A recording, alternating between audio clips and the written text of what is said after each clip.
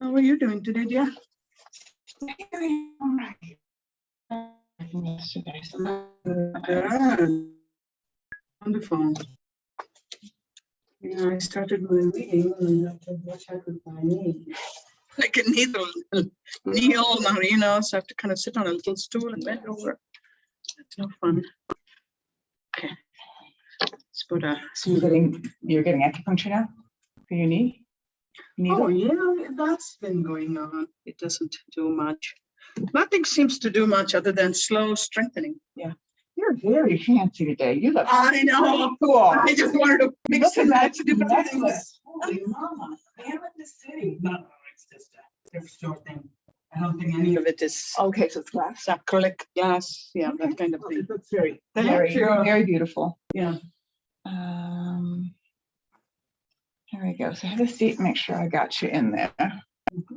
You can adjust whatever you want there. I didn't know how you wanted it. I'll bring that closer. Sure. Yeah, I just want to go over the older ones today.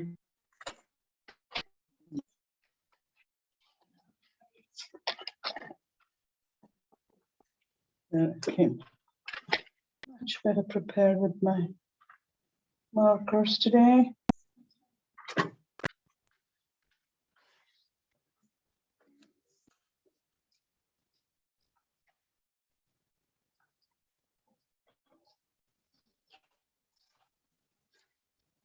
You had another little stand here.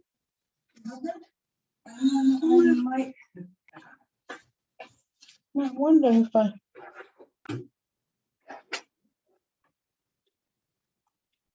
I. Left my big roll of the blue tape.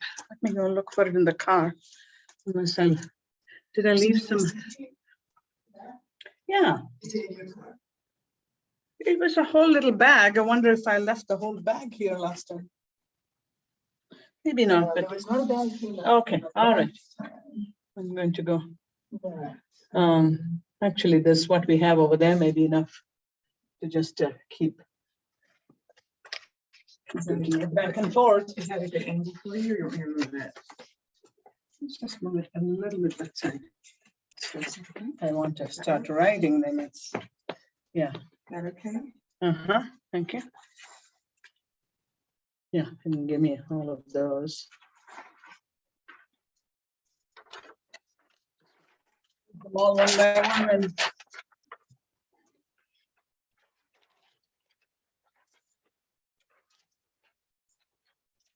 let's start at the very beginning and remind ourselves what this is all about. I guess it does stay without. Oh, that's right. Right now. Otherwise, we just put your whiteboard first. Well, that's what we can do. That it really sticks on that. It doesn't seem to stick well to. Oh, wait. Oh, you have to go You get that. You were using the other one last week. This one, and so. Okay, let's see if that will work. Yeah, right, the big one. It's all one. It's all one thing.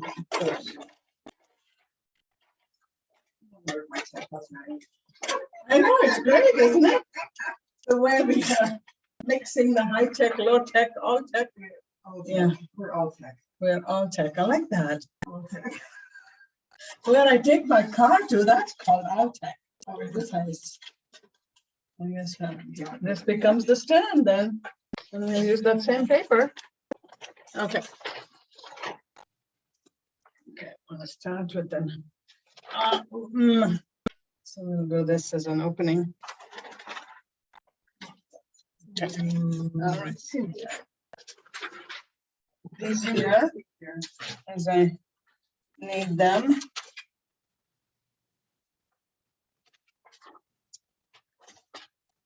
And of course, my printer wouldn't work when I wanted it to work. Today's agenda that I wanted to have copies printed, but You just have to look up on phones or. I came armed with markers, lady. You have brought lots of markers. Okay. Mine. So if you don't Right, want right. that. All right, darling. I'm gonna plug you in.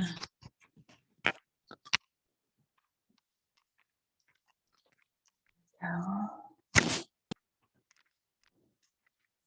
have to.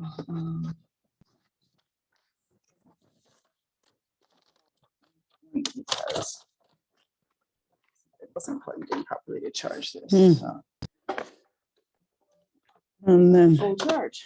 and then just as we need, you can get this into when you have a chance. Put it in there. May not need that at all, but you just I'll have to find it. Uh-huh. I don't know much about those things. backup laser to Dropbox. No, I just want to be able to open the Lexar and keep today's thing ready. Oh. I like the way you keep declaring it. I don't know anything about that. And yet all your work will have everything that's needed. I mean, you're just so impeccable with all that you do. Okay. Okay, class handouts, yeah. Daily class folders, that's where our agenda is for today. Cool. And then, oh, that didn't get transferred. Okay, I don't know why it didn't happen. Okay, now, will you show me where your Google Classroom is, so we have that kind of minimized and ready. I have to.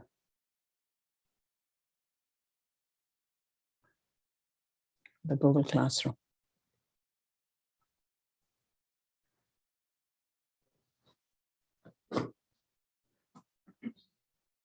Oops. Lost my Zoom thing.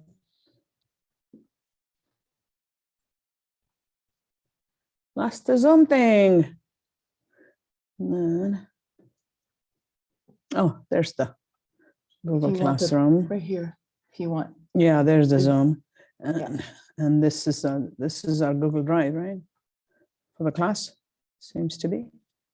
I don't know what you got up here. Yeah, that looks like it's from, that's what I was looking for, is so we have it minimized. Right, and, so that's on mine. That's actually on mine. yeah, yours only. Yours, mine, ours, it's Google Space. Yeah. Hi, Cinda. I don't know if it, is the volume on? Oh, no, the volume is on. Yep, I can hear you. You can hear me. Hello. Yeah. We want to hear you though. There you go. Okay. Beautiful.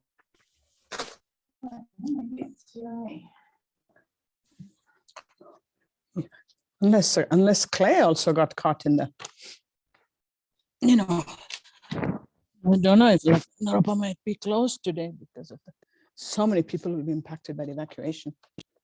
I don't know if any houses were affected. Do you know?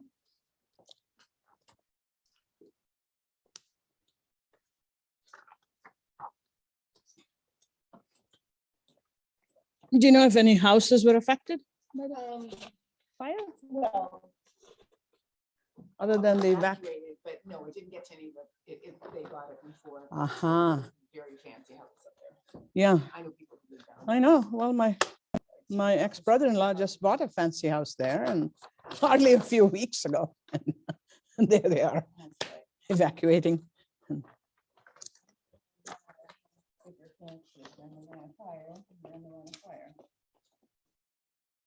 I could have easily afforded a house there when I first moved to Boulder in 2007. And I said, what will I do with the house all by myself? I know. And then I went into a little condo. Yeah. Yeah. I like my little farmhouse. And then I ran into my realtor 2 days ago and she said, Shri, one of the houses you rejected in South Boulder, which was 150 at the time, she said, I just sold that for 2.8 million. I said, okay, have fun. Okay, my bag of books. Fussing around here.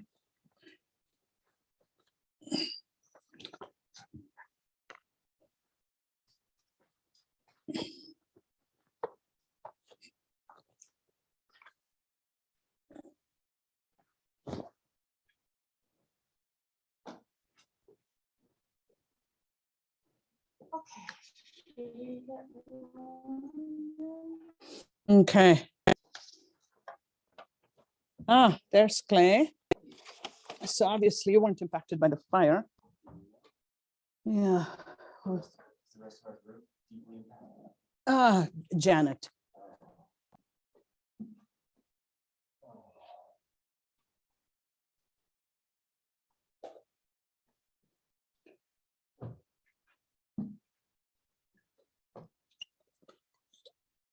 Yeah, she's attending online. There she is. Janet, are you sitting in your hotel room? Can't hear. We just got home. Oh, you just got home. Okay. Is there We haven't even there's some haven't smoke unpacked damage? the cars. Oh, What was that? I said, is there any smoke damage? Not at the moment, but we're supposed to remain on alert for more evacuations if the wind changes. Ah, yeah, it's all about the wind. It is all about the wind. Yeah, the air element. Here we are. Yes. That's why I've been doing prayers to Lord Hanuman, the deity of the wind. It's like, slow down. You don't have to destroy the earth quite so quickly. Give us another few billion years here. I think the sun is going to last, what, another 6 billion years? Yeah, right. I mean, you know, what consciousness, maybe by then, we don't know what form. Maybe we'll just be the sun. We'll just be the sun. Ooh. Wow. It's all about the fire element again. So welcome to our Yoga Nidra day 10. And here we are with the little bit smoky in the air in Boulder. We've had our second fire in less than 2 months. And offering our humble gratitude to Mother Earth for continuing to support us while we continue to make our mistakes. Something has to change with an overall group sankalpa. Here beyond, I will stay awake. There's Reveiw. So online to all of you, Cinda, Karan, I don't know who has the Galaxy Note 9, but Sydney, Janet. So the Galaxy Note 9 person will identify themselves, please. And It's me. It's Eve. I don't know why Eve. Okay. it All doesn't have right. my Yeah. name. That's kind of weird. Oh, you'll have to go in and change your, yeah, Oh. you have to put in an ID, but now we know you are part of the galaxy. You are, yes, you are. We are in the Milky Way. Yeah. So let's start right away with the three rounds of Ah, Ooh, and Om. Just a few cleansing breaths. Bring your full presence here to be here and now. Nowhere else to be, nothing else to do. You are mine till 4:30. And you're mine.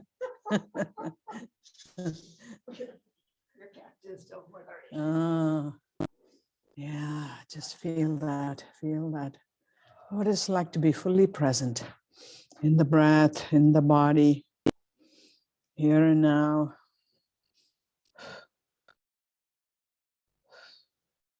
Yeah. Charge your hands up. I see. Now you've got weapons. Yeah. So we'll just do a little pranic flow around the face, around the head, the arms, the neck and throat. Yes. Gently contacting our own electromagnetic field. And from the backside, just to project it with our hands.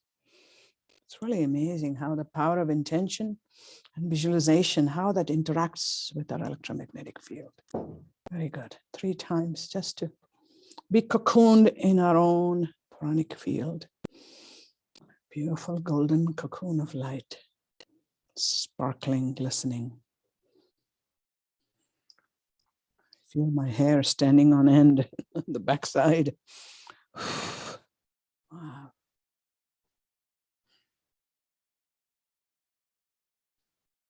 Okay, Jnana Mudra, please. And let's clear your breath. So remember to do this the digital way. We'll extend the sound just as long as you comfortably can, and then you make a hard stop. No trailing off with the sound. Ah for creation state, oo for the preservation state, for the dissolution state, ah rising up from the belly, waking consciousness into duality, waking into duality. Ooh, from the back of the throat forward, the dreaming state, where there's a partial sense of separate self, but we're moving into that dream state of being the dreamer and the dream, being the witness and the participant, moving and shifting a little bit into non-duality. And then the deep sleep as we close our lips, bringing deep sleep, closing that dualistic sense of separate I, going into the oneness of the source as the sound reverberates within our own being, the nasal. And then Om, that which eclipses all states of fragmented awareness, takes us into that transcendental state of being, that 4th state, Turiya, the Atman, Brahman, the totality of all consciousness. Atman, the individual stream of that totality, A equals B.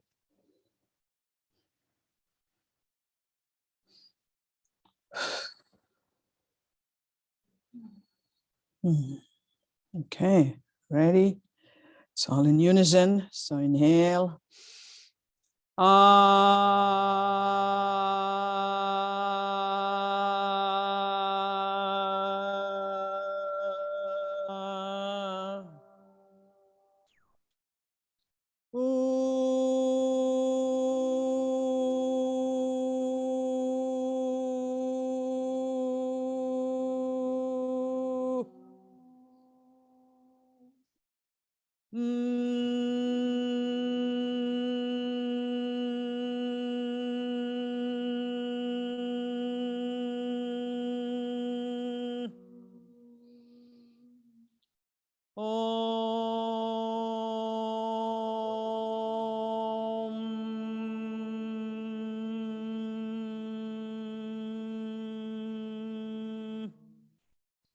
Ah, oo, Om. Take a deep breath. Ah.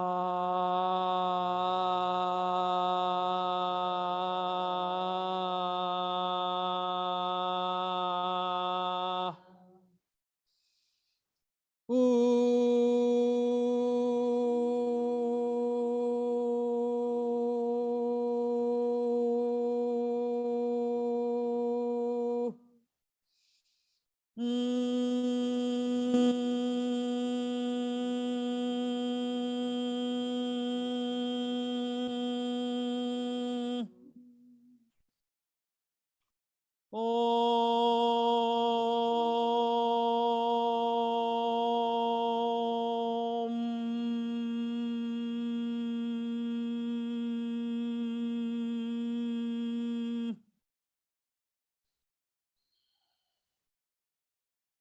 Deep inhale.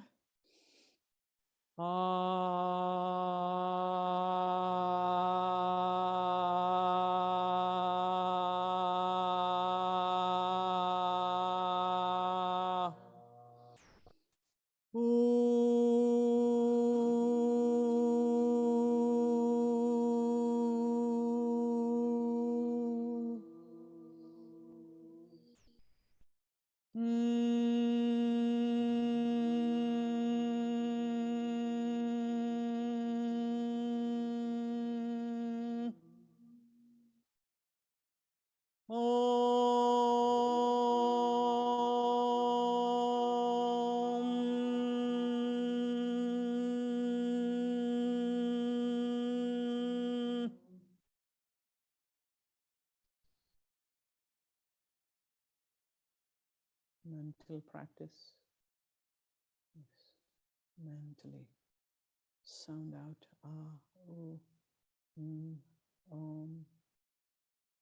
position those sounds and the passages of the chakras. The rising up from the navel chakra, moving up to the throat. The moving from the back of the throat chakra, right through the mouth. Soft palate has a chakra called the Lalata chakra, which links to the midbrain and the emotions. Moving through that to the outer world, duality, and the deep sleep, deep into the navel.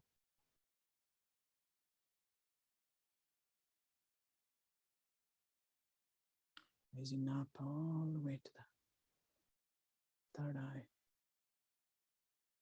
From the third eye, the Om, radiant, effulgent, spreading out into the crown chakra.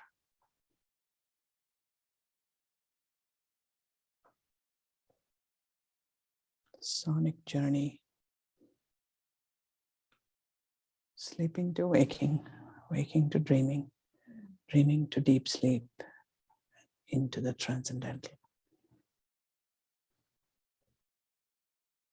Beautiful.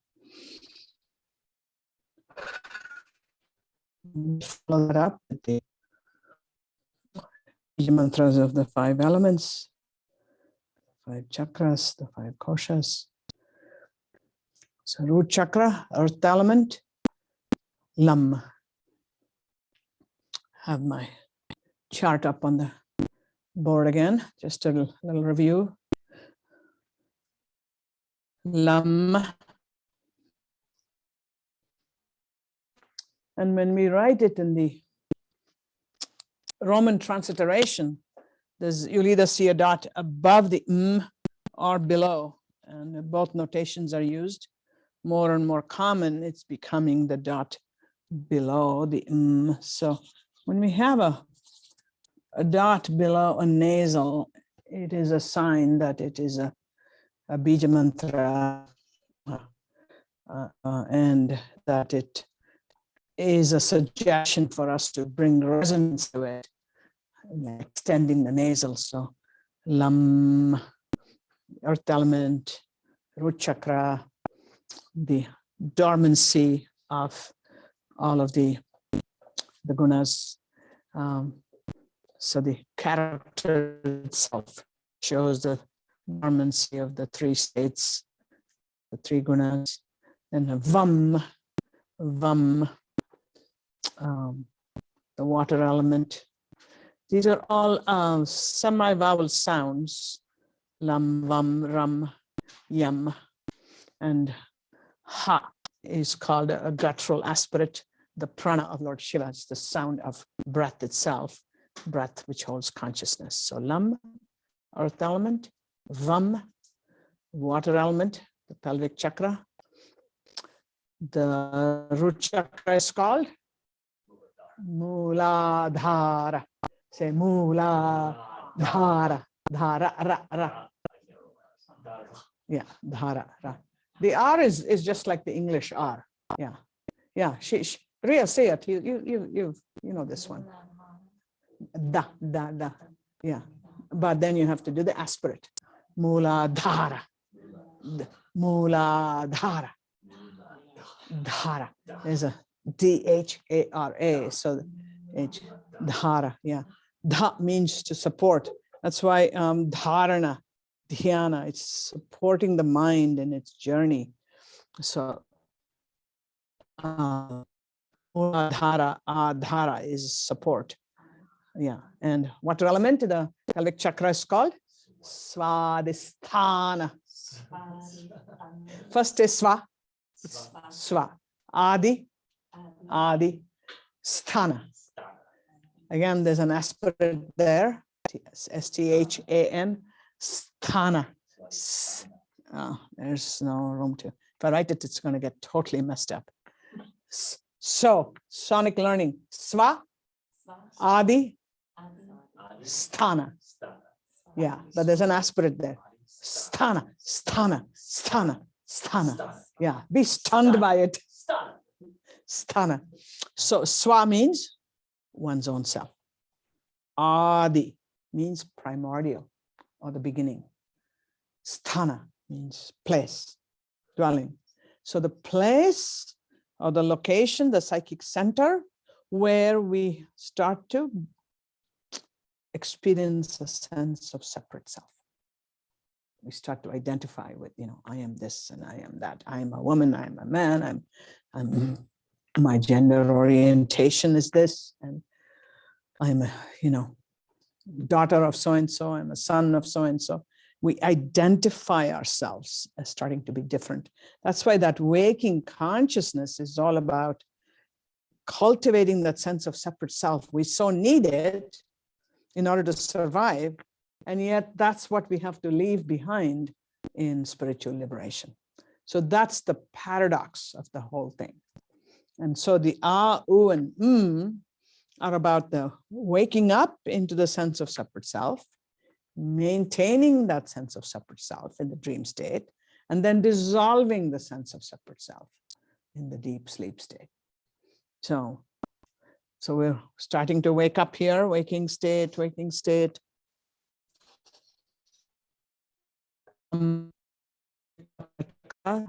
Swasthana, then Ram, fire element, and Ra is a very potent semi-vowel, ram. So that sound, Ra, appears in many bija mantras for the Shakti energy of the goddess, the divine manifestation, like with the fires we've had yesterday and today in Boulder. It would be Hrim, would be the bija mantra, Hrim, to call on the goddess to stop it. Durga, just stop it. You're the fire goddess, to swallow it. Hrim. So the Ra will be there. So Ra is very much about the alchemical transformation of our lower nature into the more purified awareness. And these 5 elements are metaphorically, symbolic of that shift and the alchemical transformation from earth to water, water to fire, fire to air, and air to space, and then beyond into cognitive space. Navel chakra. Who remembers the name of the navel chakra? Shining jewel. Manipura. Very good. Mani means jewel, specifically refers to ruby, and Pura is a city. So the city of jewels, describing that whole band of the digestive fire. And then the heart chakra, which we are linking with the Kosha 4, that you're all, at least some of you are thinking about the Yoganidra script 4, heart chakra. And the name for the heart chakra is Anahata. Yeah, Anahata. Ahata means making a sound. Anahata is not striking to make a separate sound like that, but the sound is eternally present. So it's anahata means the source of unstruck sound. So first you have to imagine the sound of the heartbeat just starting, but then you imagine it being ever present, because as long as we have life, we have our heartbeat. And so the alchemical transformation power of the heart chakra is that eternal beat of life, that pulsing of life, the pulsing of consciousness, especially in the air element of the heart chakra, where Kosha 4 is linked to. In that constant heartbeat, in that pulsation, we go through the creation, preservation, dissolution cycle over and over and over again. You get a chance to renew ourselves, to bring up who we are, drop the old identity, pause for a moment, and then new identity begins, then you drop it again. So the cycle of waking, dreaming, sleeping is repeated over and over again in that pulsing source of unstruck sound. It's very much a tantric term. Lord Shiva's theology is built around this heart chakra and the unstruck sound.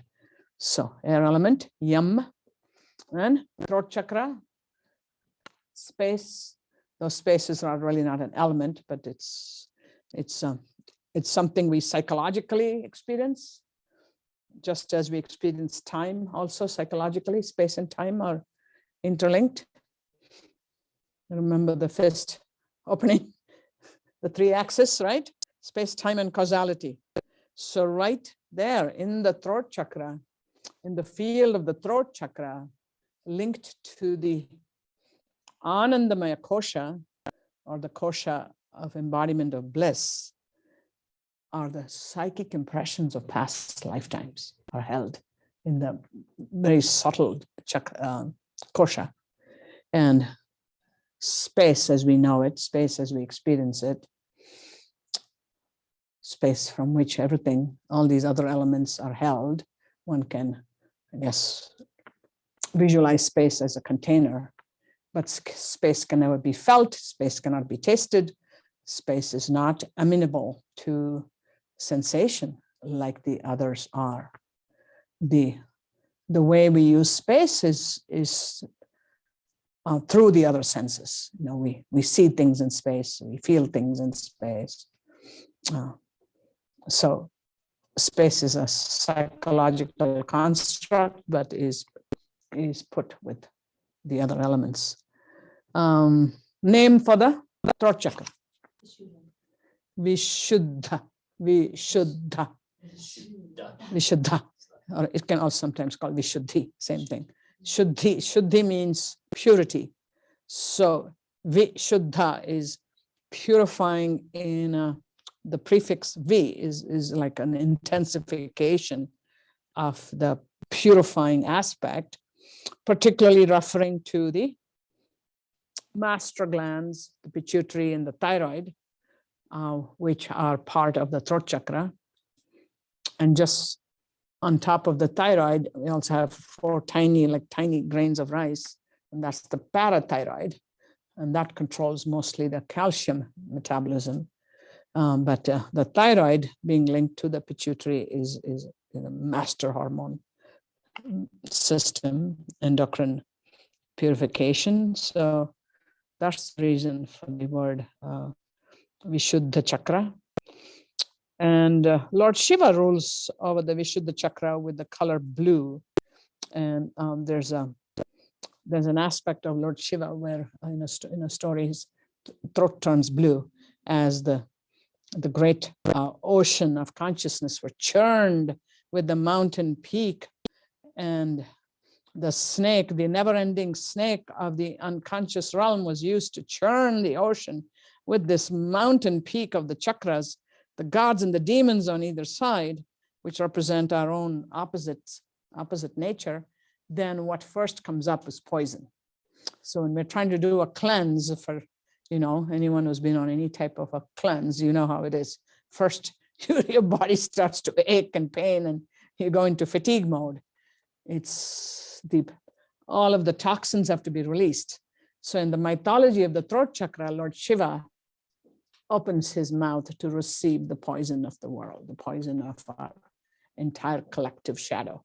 And he receives it up to his throat, because in the meantime, the goddess Parvati, his beautiful consort, is not wanting it to circulate through his whole body. So she stops it with her magic, stops it at the throat. So he's called the blue-throated deity, Nilakantha. And so you can visualize a beautiful blue donut ring of blue. This is how Swamiji used to call it, a donut ring of blue light, visualize around the throat chakra as purification. And anytime, we feel like we've had some kind of a psychic attack because somebody has been verbally abusive, wherever words are involved, words and thoughts, because that's all about the throat chakra, our self-expression, vocal cords. If we feel, like I did a week ago, 10 days ago, with my son's words were very abusive. So immediately put a donut ring of blue light around your throat chakra and breathe into it and hold it, and do the bija mantra, hum, hum, hum. Feel how that circulates through your whole neck and throat region.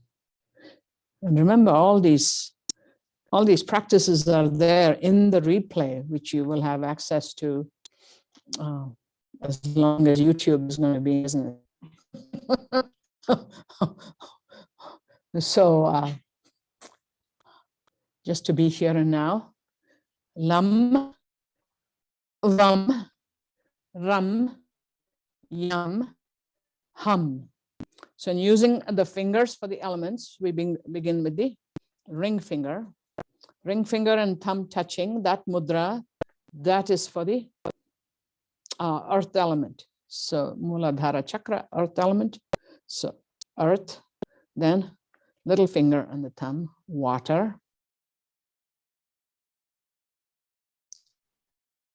Then the thumb and any of the fingers, but it's the thumb. So we generally, by tradition, it's the index finger. So that's the fire element, earth, water, fire. Then the same mudra, because it's the index finger. After fire comes air element. And then the last one is the space element, the middle finger. So again, so as much as possible, keep the other fingers close together or touching so that the pranic energy stays contained. So you start with all counting in Hindu numerology begins with the ring finger. So that's why they use the ring finger. So earth element. My fingers are so arthritic, I'm having trouble showing it to you. Fire element, earth, water, fire element, then air element, and then space element.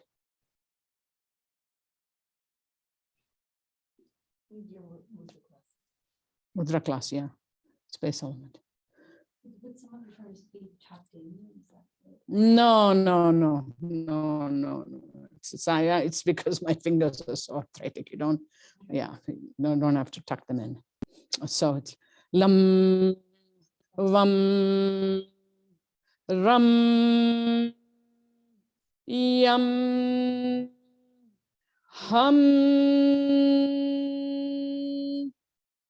I guess I missed one. Okay, again. Lam, vam, ram, yam, hum.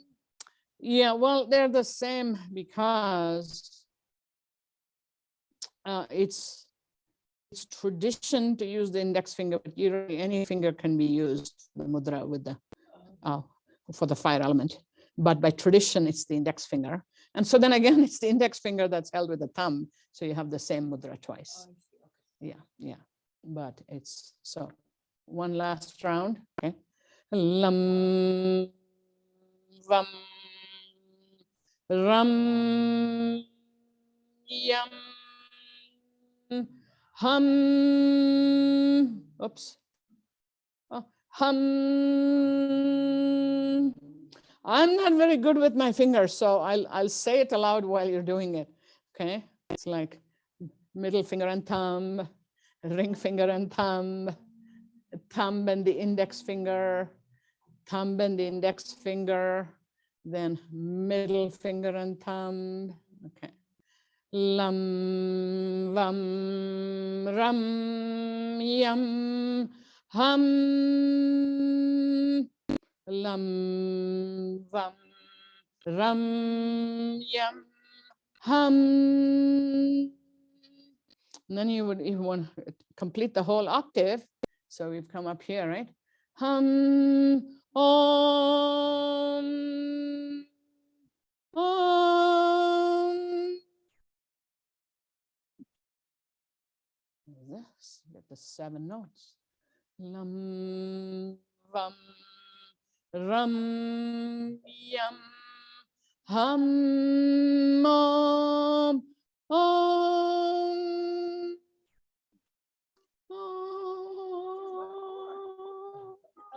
Go for it, go for it, go for it. Yeah, especially with your beautiful voice, Rhea. Do it again. Nice. So when you're showing it in the body and you're guiding a practice with mudras and the bija mantras, then we use tattva mudra. Tattva means a category of existence of Sangha. That's what tattva means. Tattva, tattva. So the tattva mudra is the thumb pressing into the base of the ring finger, and all the fingers are tight so that pranic charge is maintained. So this is called an astra, or a weapon of virtue. Yeah. So they're using both hands and pointing to the root chakra, the pelvic chakra, navel chakra, heart chakra, throat chakra, then going to third eye and to the sahasrara. So lam, vam, ram, yam, hum, om,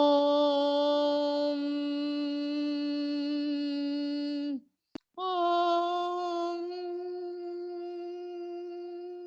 om. This is just an add-on. The Swamis didn't teach me that one, but it's fun. It's fun to go all the way up. It's the peaking of the mountain of the chakras.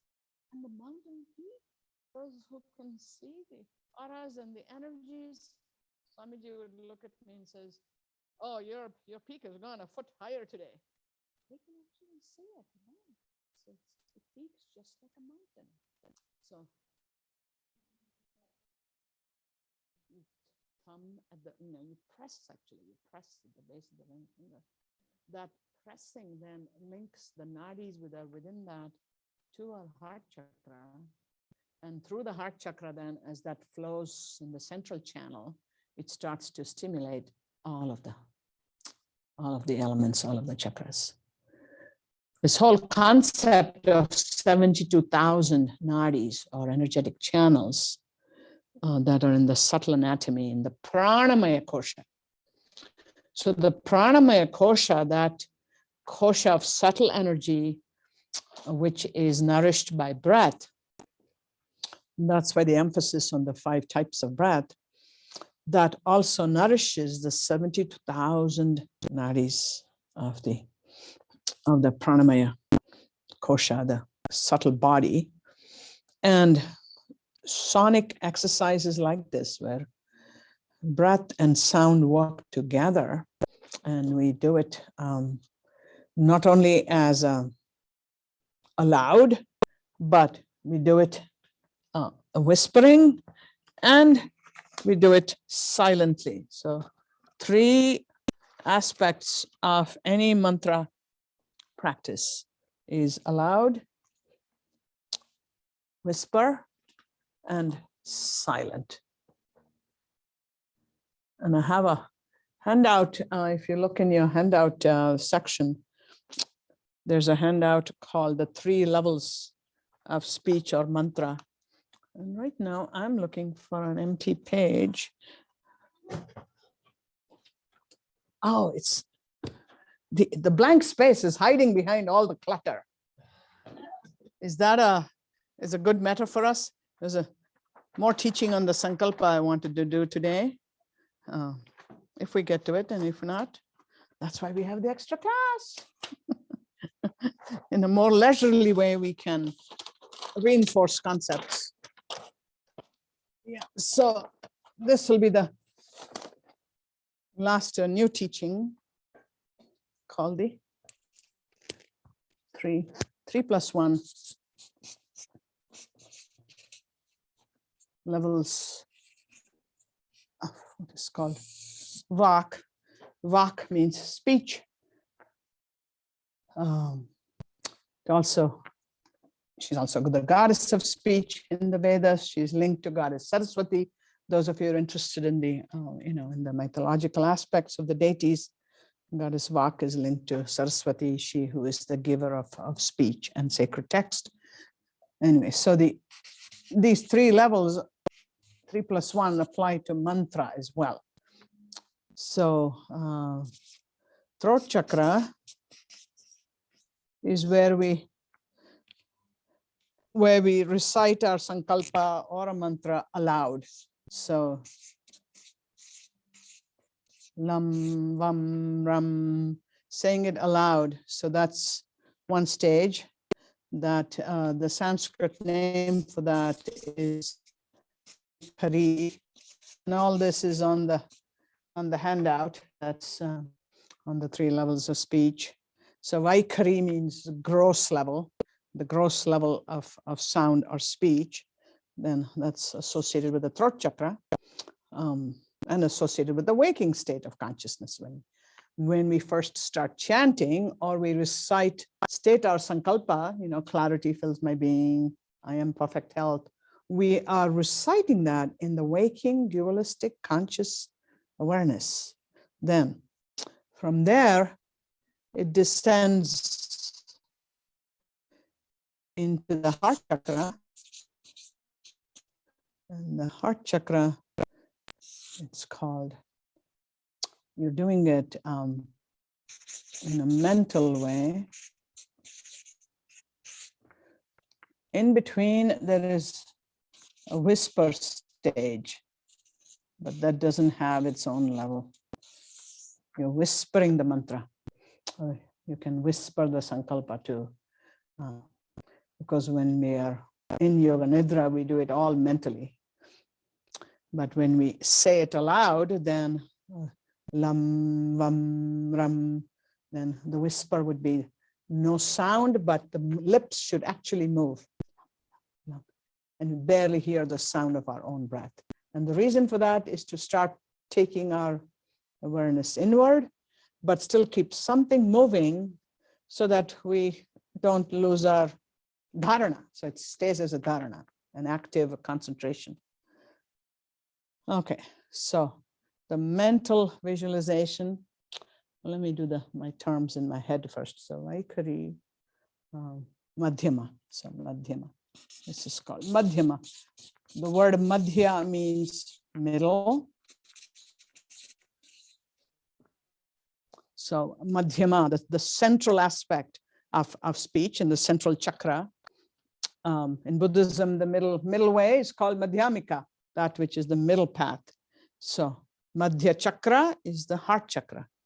So where we are mentally framing a thought, we're mentally framing speech before we speak. There's, we have over 24 visual pathways and parts in our cerebral cortex for speech. And there are some in deeper layers as well. So the preparation for speech starts well before the lips and the throat and the tongue and the vocal cords all combine to say something. So it's kind of what is going on at a deeper level in the brain and in the mind as a mental framing. And so that is linked with the heart chakra. Then we go to the navel chakra, the fire element, and the fire element. So two aspects of fire, right? What are the two aspects of fire? Heat and light. And so light, so seeing, vision. So this is called the seeing. It is the visualizing of a thought before it becomes speech. And that is called pashyanti in Sanskrit. Pashyanti is the act of seeing clearly. Pashyanti, madhyama, vaikhari. Then we go all the way down to the root chakra. Everything begins and ends with the root chakra, Muladhara, where that's called the paravak, the transcendental.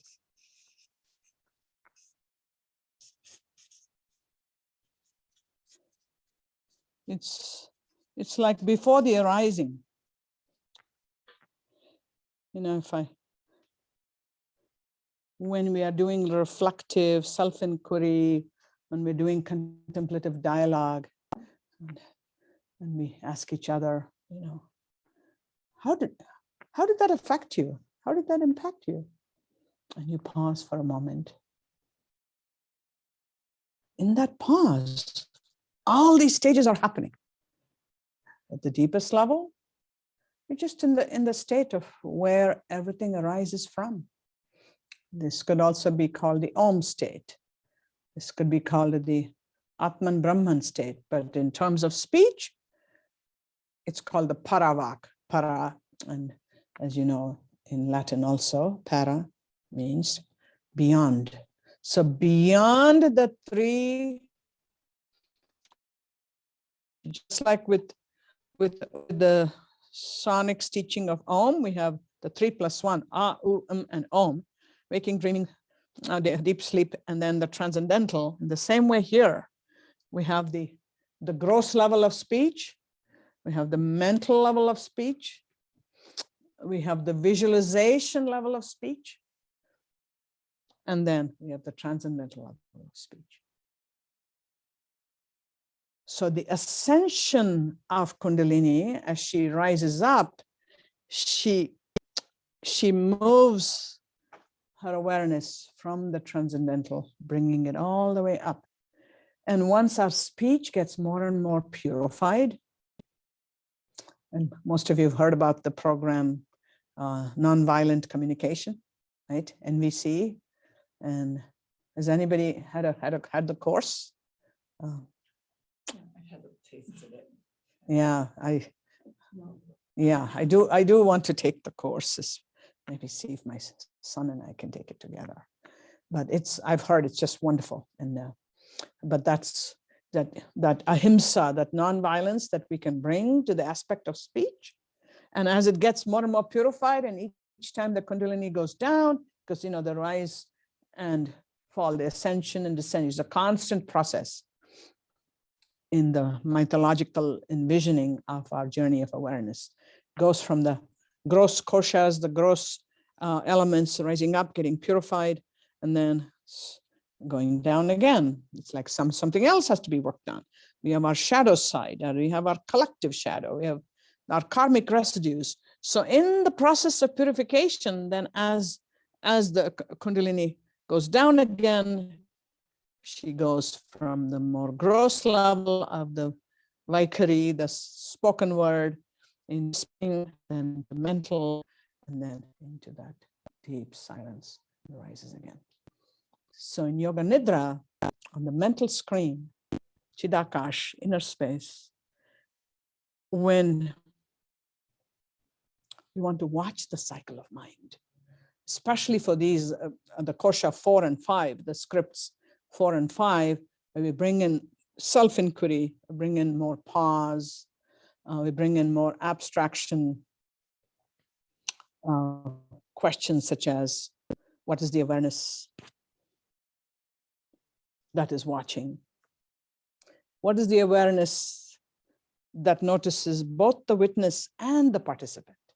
That's a big one. Just like in having the triad, subject, object, means of connection. So these kinds of inquiries are all in this, in the mental framing and in the inner seeing. The Pashyanti is like the spark, because they use the metaphor of light. It's like having a spark, just as you're screwing your light bulb into the socket, and as soon as it lights up, then that Pashyanti, just think of it like that. Something lights up within us. There is a compelling urge to say something, to speak our truth, or to continue in the recitation of our mantra, or in the repeating our sankalpa, and it goes into a deeper level. And they've clearly found with research on speech that it moves from our cerebral cortex, our thinking brain, into the midbrain as we bring in the emotion into speech, and then goes deeper into the lower part, our hippocampus and other areas where there's automatic patterns that are held. So for instance, there are automatic phrases we all say to one another, but based on the temporal culture. Things such as, "Oh, you don't say," you go to some other country, it will be something different. It's just the patterns of usage of language, which are automatic, and we will use them for different occasions in the same way. So those are held in the circuits of the brain where the least energy is required to bring up those automatic patterns of speech. And to examine them, they have to be brought into that intermediate, the heart chakra realm of seeing what is the impact of these words. And then in the actual gross way, what are my words doing? And for Yoga Nidra, why is this theory model important? Because the power of sankalpa and the power of how we write our script, the words we use, the phrases we use, the descriptors we use, the impact of that on ourselves and the people we are guiding. So these 3+1 levels of speech, it's just a very short lesson.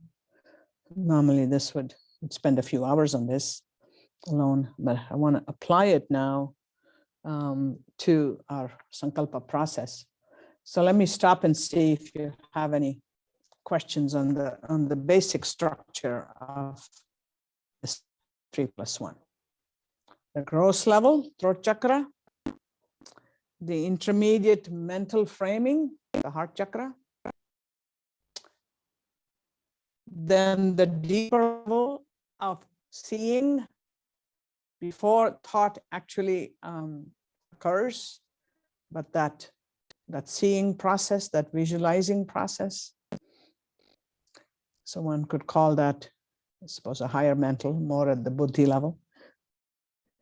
So it could be buddhi, ahankara, manas. If we wanted to distribute those three functions, I would put buddhi at the seeing level.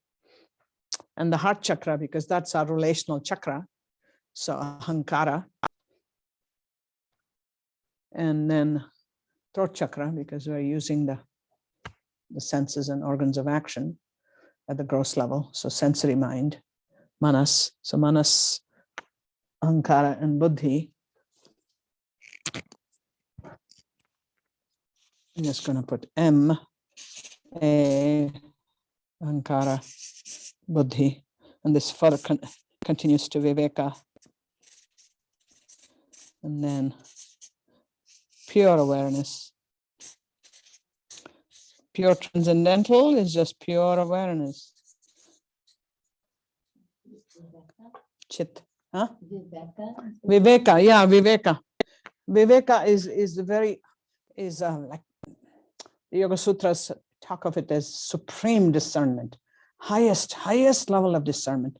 So the discernment is so sharp that a thought won't even arise. So it's not like we would even have a curiosity about what is this next thought going to be, and let me examine it and then decide whether to keep it or not, or to do something. The thought won't even arise because the discernment is so high. We have mastered the very stream of thought processes. So thoughts won't even arise. And, last time I had mentioned the practice called Antarmauna, or the inner silence. So I brought one of Swamiji's books. I mean, he has the Antarmauna in many of his books, but this one I like. It's a small little book called Dynamics of Yoga. And you'll find it online. Swami Satyananda. And the practice of Antarmauna, or the inner silence, page 105. And in the practice today, we'll use it again, like we did last time, and there was a good amount of interest generated. Remember, Ria and Cinda, both of you had good comments. Yeah, so the ability to, the first stage of this Antarmauna, inner silence, would just be to notice that the thoughts are moving through. You notice the pattern, creation, maintenance, the dissolving, you're just noticing it. In the second phase of it, you allow a thought to arise and stay for a while, and then you, with an act of will, you stop it. So it's like the first part of it, the creation part of it, you still allow. It's like an allowing, rather than it being random, but then you stop it. In the third phase, you stop both the arising as well as the dissolution, but there'll still be some activity because we're not used to doing that. So you would stop it as soon as you notice you have a thought. You would stop it, and you would also end it. And in the last phase of Antarmauna, you would be in this transcendental phase. You're just in a masterful way. You are guarding your mental field, your white tablet, that broom, that golden broom is a brooming away so that no thought even appears. Swamiji would talk about, the process of weeding in a garden, how in the beginning you just let the weeds be, and then you decide all at once you're going to cut them all off. But you don't really know the cycle of which weeds grow at what pace and how to keep track of, okay, will I go to my flower bed once a month to check on some weeds, or do I have to go every day? So you learn the cycle of which weeds have what pace. And so in the same way, we learn with our patterns what kind of thoughts tend to arise more often. Random thoughts, they're found, are what arises most of all. Random thoughts. We don't even own them. They just appear in our field because the nature of mind is to think. And so thoughts will pick up from the field too. I can be thinking your thoughts. You can be thinking my thoughts. So we can both be having common experiences, like the fires of, yesterday and today, or like the Ukraine war that is so tragically in our background right now. And for me, it comes into the foreground every now and then, because every day I work with my Ukrainian student whose relatives are, getting scattered across Europe. And some have been captured and taken to Russia. So what goes into the foreground, what goes into the background, just to watch it, to watch the process, and then to take mastery over it. So initially we also speak a lot of random thoughts. And we have this certain form of speech in our culture. I'm just saying, you all know that. I'm just saying, what do we really mean is I'm not putting much thought into it, but I'm just saying it. So that's the gross level, Vaikari. Thoughtless thought, just coming. So there's no filter there. There is no watchful witness energy. It's just Prakriti as participant coming out. The very act of speaking. Speech is an organ of action in the Sankhya chart. And it's a good thing to look at your Sankhya chart every now and then, and you notice that in the space element is the faculty of sound, right? It's also the faculty of the tongue and speech and the ears and hearing. So the throat chakra, which is part of the transition we're making into as we engage with the fifth kosha, the throat chakra controls both speech and sound in the ears as well as the mouth. And the tongue then has two roles in Sankhya, tongue for tasting and tongue for speech. So we often live in this Vaikari level, in the gross level of saying things, but not thinking too much about them.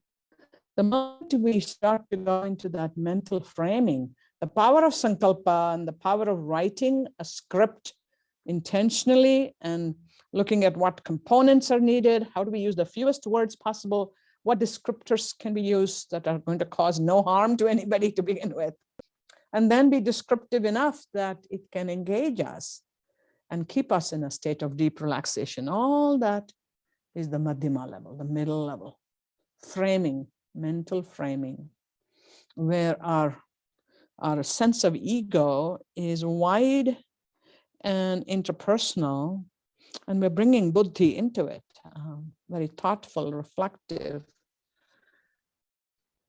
It's when you go into the pashyanti, the inner seeing. And this is why the sankalpa, we combine it with image also. So that if the words need to be changed and there's a mismatch between what the symbol is actually, symbol or colors or image is showing. One time I remember I had a woman who was coming out of serious water trauma from an accident on a boat, and she wanted to make peace with the water element, as so many of us do. And so her words were, I am free of the, what did she call it? I am free of the fear of water. You know, and that's a powerful statement. I am free of the fear of water. It wasn't working for her. And she kept imagining, you know, the scene of the boat and how she went under and she had to be rescued. So she just imagined herself in the boat, just continuing to go steadily towards the sunset.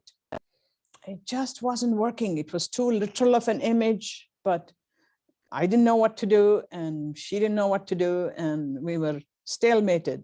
3-4 weeks later, there was no change for her. Then all at once, we went into the madhyama state, the seeing of it. And I said, would you just see in your mind with those words, I am free of the fear of water? What's going to arise for you? And you have to be in deep relaxation to do that. So in a way, you have to go into yoga nidra and then be able to do it.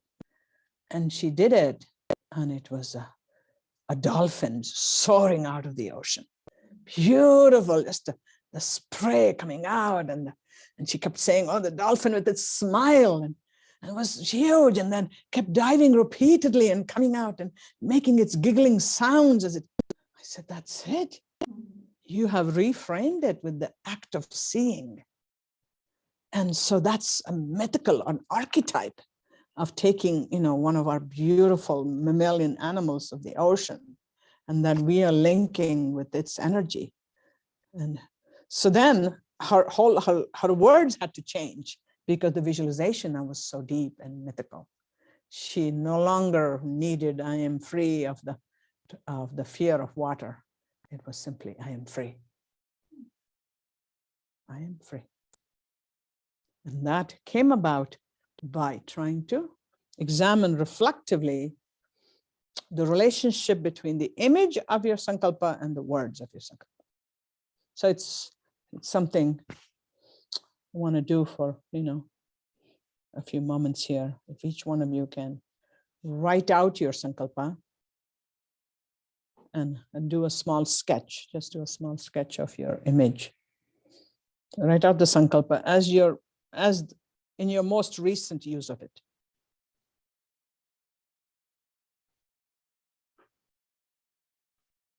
The words and then the image.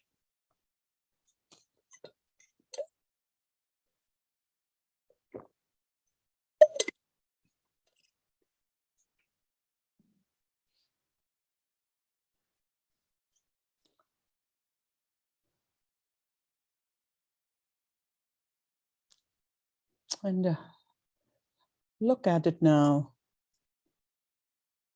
Look at it now clearly, as if you're seeing with fresh eyes. Look at the words. Are these the least number of words you can have? Are there other versions of this particular sankalpa you have used?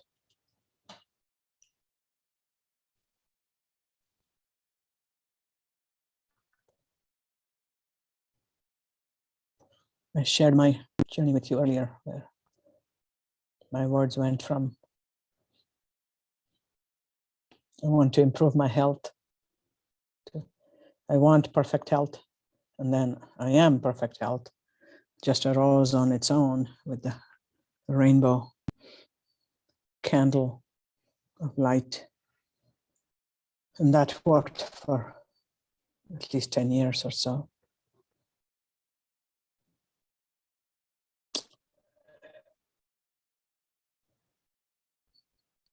And what I shared with you now, which was very powerful for this woman, I'm free of the trauma of water. And then it became, I'm free with her dolphin. She even had a name for the dolphin, and then she went dolphin watching after that, and did a dolphin artwork, brought a dolphin statue. I mean, it just multiplied because it became such a central myth and symbol for her of her own wellness. So any sharing you want to do, it's just be very valuable. Yeah. So a sankalpa could change from something like a release. It can morph as you change.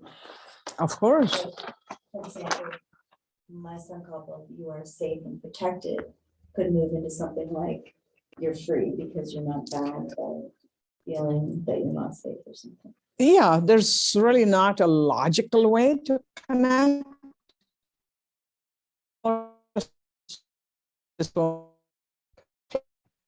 In Tara's case, it started with the negative. I'm free of the trauma of water. And as it simply became, I'm free, we were able to let go of that swinging from negative to positive, simply because the symbology, the image changed. She was not holding on to the literal aspect of, so it was not so narrow. It was not so confining. I was able to take her into the depths of really the archetypes. So yes, for you too, safe and protected. Safe and protected is good to work with. I wonder if safe and protected could even combine into one. I am, the words are I am or I feel. I did, you are. Okay, fine, yeah, you are. And what some research shows is even one word is enough when you have things like that. Dr.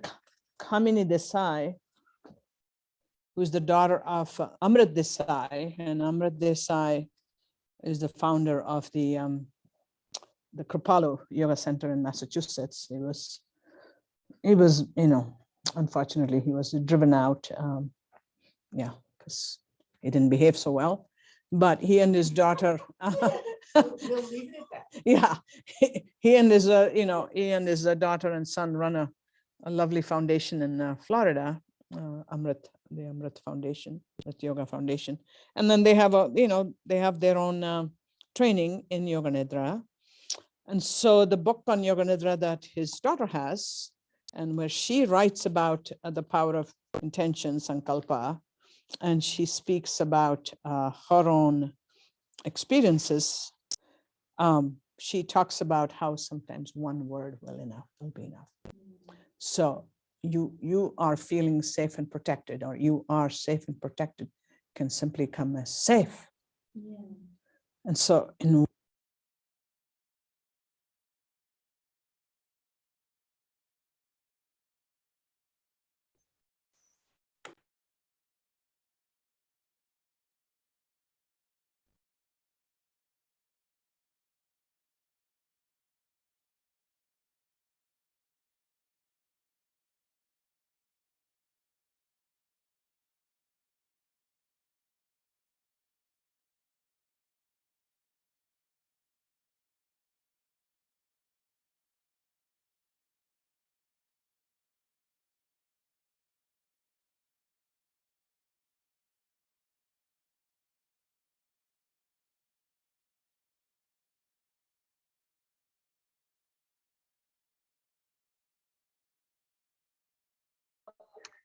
Hey Shri. Hey Shri. The audio went out. Hello. Hello.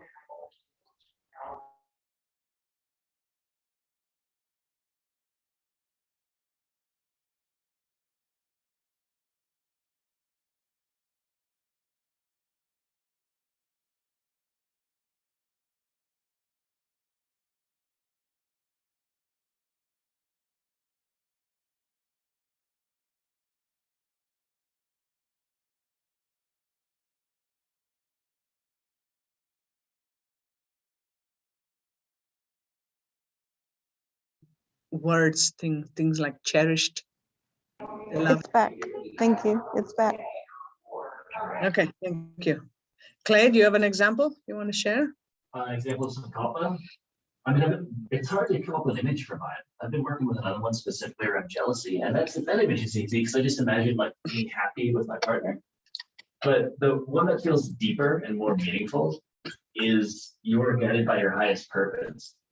And so came up with that because I don't really know my highest purpose, and so it's hard to imagine. No, that won't work. Yeah, that's not going to work. What you want to do is you want to stay open to that. So I invite my highest purpose to manifest. I invite my highest purpose to reveal itself. So you want a revelation, you want insight. Thank you, Kerry. Can you hear me now? Online Yes, it's people? back. Yes. Thank Yes, you. thank you. Thank you. Thank you. Yeah, please. That's always good. Yeah, let me know as soon as something like that happens. Yeah, so it's very interesting what Clay shared just now with the sankalpa process. So Clay, that was like, working at the, let me see if I can find the levels of speech. So you're working at kind of the transcendental level there of saying, I want, you want to be guided by your highest purpose. However, what it's looking is how will that translate in terms of your sensory world, in the dualistic life that we live? What does that going to look like in your everyday life? So it's good to start with something that is in the sensory realm, and then the sankalpa will take you to its deeper stages. New sankalpas will emerge. one sankalpa will lead to the next level. So how about you, Carrie? I'm doing between 3. Okay. I see clearly. I see with clarity. I am clear sight. Oh, I love that one. I am clear sight. Wow. And then it can just be clear sight. You don't need the I am. You don't need. You'll know when you don't need.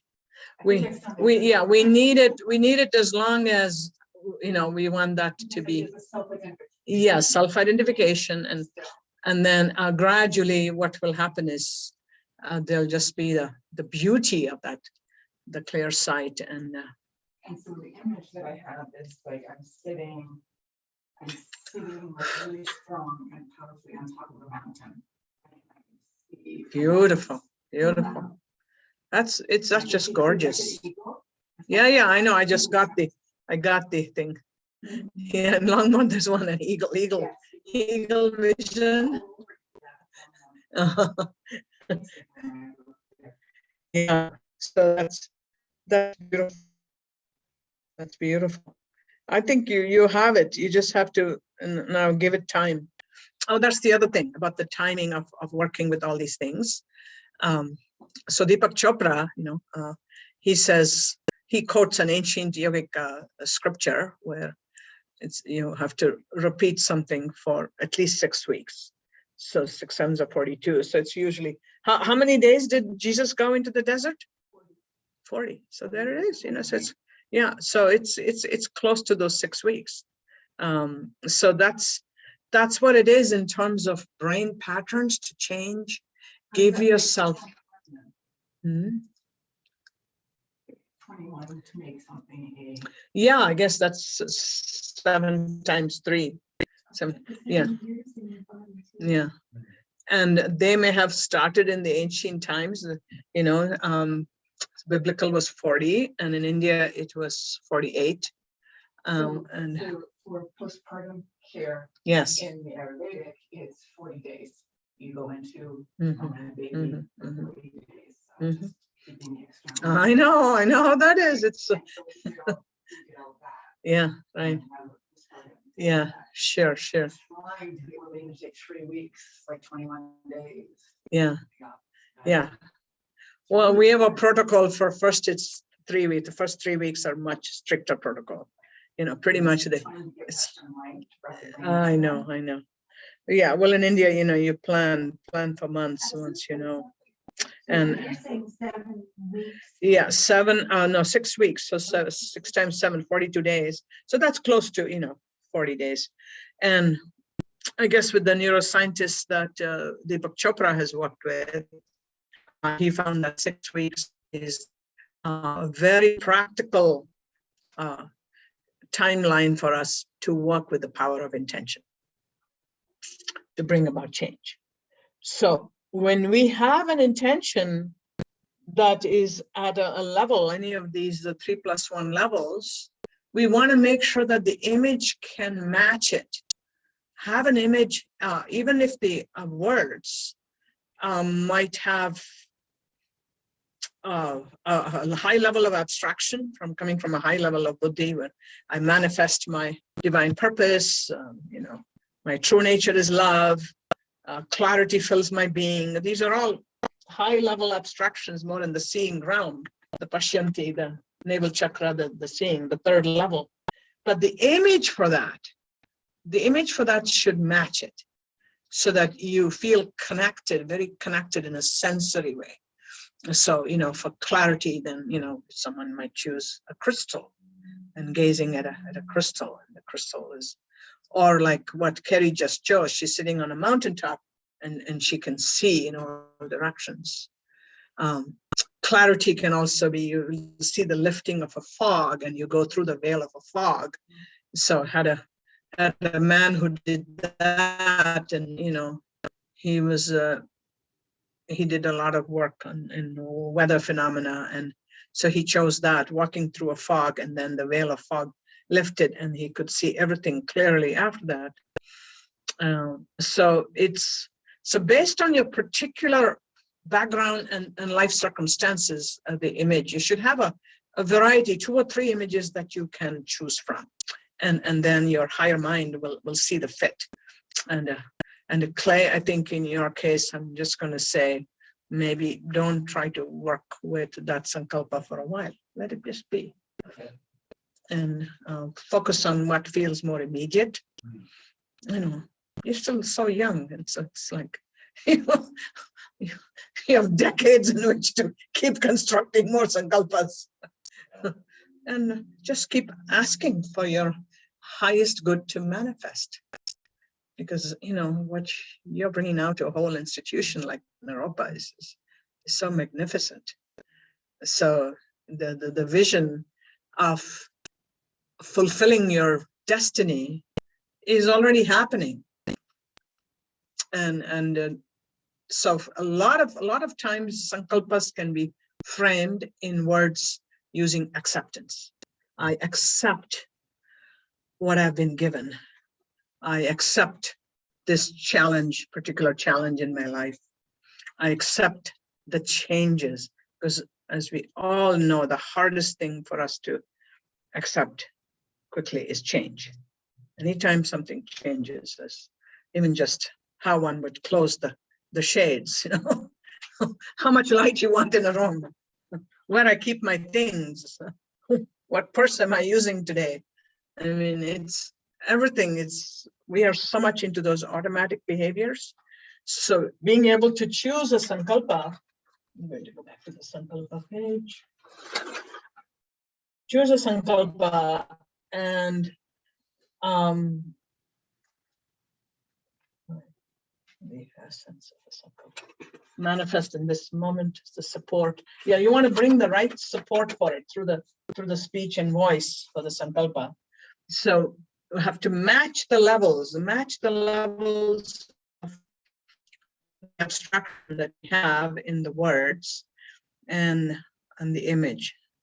So let's take an example from somebody online too on this, and then we'll take a break. So anybody who wants to share their sankalpa and image and what you've been happy with, what you might have a question about. Or... I had one come today that the word surprised me, and I had one come today and the word surprised me and it fit so perfectly. Yes. I am flourishing, or just flourishing. And the images I've seen so far is a star or a key. A star or a key. Oh. Oh. Yeah, the key has a very sensory significance to actually open a door of the unknown. What are the words again? Flourishing. Fulfilling? Flourishing. Flourishing. Yeah, and the star is bringing in a lot of light. So there is definitely an energy within to come into the light of your own wisdom, to come into the light of your own self, and to manifest that. And the key seems to be that you have to accept that you are a messenger of your own light. And accepting that role is often a hard one for us. So, well, it can't be me, it's somebody else. So see if that word flourishing, write down some other possibilities there. I highly suggest accepting the light of my wisdom.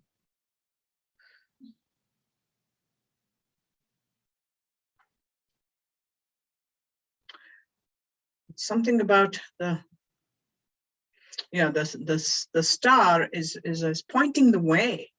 It's you're being asked to go into a leadership role. The same with the key. The key is also helping to open the door for others as well. And so work with those things, opening the door, accepting your role as sharing the light of your wisdom. Yeah, star.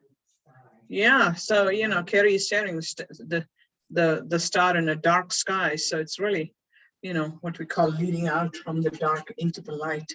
Pointing the way seems to come a lot, and the key the key links that too. You're pointing the way through the door.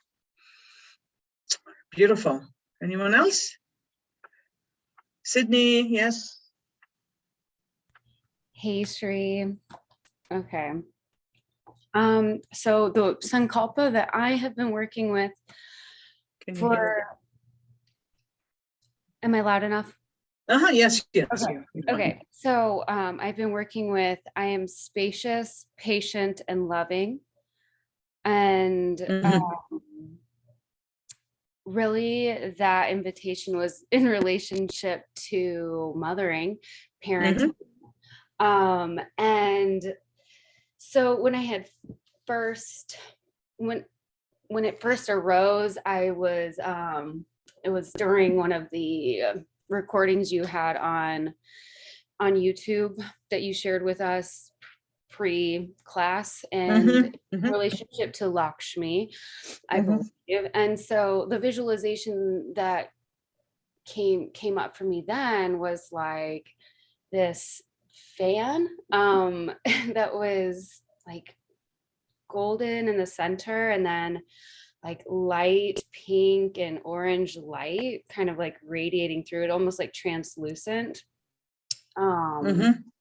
And yeah, it was like kind of waving forward towards me. And then from that, also the other image that I've been holding is just like the image of me in between my two children, just like we're all hugging and smiling. So lovely. It's yeah, you have 3 words there. So I would see if there's something that will eclipse that. The image is just marvelous. I don't think you have to change the image in any way. Something that can get added is like a pathway of light ahead of you that you can see. So almost a direction to move forward, and definitely to have a home, kind of, an image of a house or a home. Either you're emerging from it, or you're in it, or you're walking towards it, because then that can be part of the, safety, the protection, the being centered, the grounded, the home we come back to. But among you have 3 words: patient. It was, it was spacious, patient, and loving, and those related just to me as far as like how I react, inviting spaciousness in between reaction, and then being like, patient. Oh, no, wait. That can be sankalpa in itself.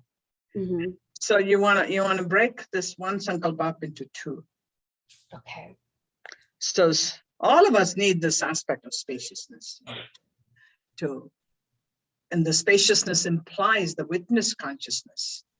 You want to be the witness to the phenomena in your life while we are participating in them. So to shift our perspective from participant to witness. And in providing that sense of spacious awareness for yourself and for the children, it's like allowing them to have space too, so that they can stop and reflect on their words. And in the yogic way, I mean, when my grandfather would visit us, he would make us pause and do an om. That's all. A child who said anything, just as an outburst, the adults in the room would not react to that, to scold them right away. It would be, oh, you need to pause and reflect on what you thought about. So instead, everybody goes into an om. And by the time you finish the om, the child has had a chance to increase that spaciousness, not knowing that there was something wrong about what they did, but the adults are waiting for me to respond back. And, you know, like in my case, I think I had eaten one more piece of sweet that was not my share.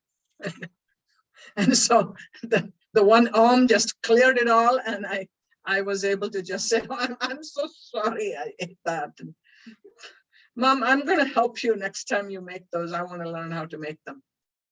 And the moment was over. There was no need then for a reactionary state to set in, involving that power and control. It was dissolved by that spaciousness. So the fundamental ability we have to become the witness to our own the participant aspects, which is usually, you know, in the lower levels of those levels of speech, we'll just say something with our mouth. And often we regret it, but we don't have a chance to say that. We don't even have a chance to admit it to ourselves often, because we don't give ourselves the space. So keep that. That is so important, that make that a separate sankalpa with the spaciousness and the witness.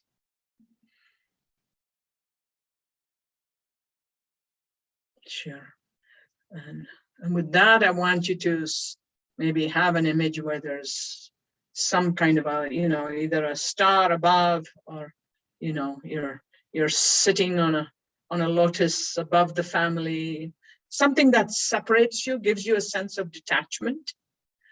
And especially for women, this is huge, because our sense of identity in the child rearing years is so completely enveloped in our family. And then later on, we have to work very hard to reclaim our own sense. So to start cultivating that detached witnessing mode, seeing from above, even if you're like a rainbow in front of in your house and the children are playing there, something where you can station yourself outside. Okay, our time for a break has come, and let's take a 6 to 7 minute break. And we'll do some partner work and a short yoga. Okay, big teaching on sankalpa today. Yeah, we did the sonic practice. I wanted to be sure I really got, you know. Important to have movement in sankalpa. You mentioned having taste and smell and different senses. Yeah. Do you have like their feeling? Well, if it fits the sankalpa, You're still. you know, in what's her name? Sydney's case, when she talked about the whole family, in my mind, I could see the children running around, you know, with the animals in the lawn, you know, in the house. It's like that kind of or this other Like one, the dolphin, so the movement. So if it fits the sankalpa, sometimes the sankalpa has to be all about stillness. Yeah, I really like the word spaciousness. Yeah, I think that's something I really word. You know? use that I word. know, I don't use it in that sense so much, you know. I guess it's a newer word. I started to hear it in Europe, I guess. I really like it. It makes me feel peaceful. One of my favorite words. I like to sit up in class today. I try to lay down.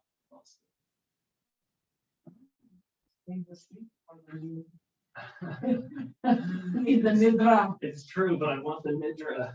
Nidra more than the yoga nidra. Love how your hair is. Oh, yeah. So beautiful. Thanks a lot to take care of it, huh? I haven't done anything to it for days. Roll out of bed, head. Just like that. Beautiful.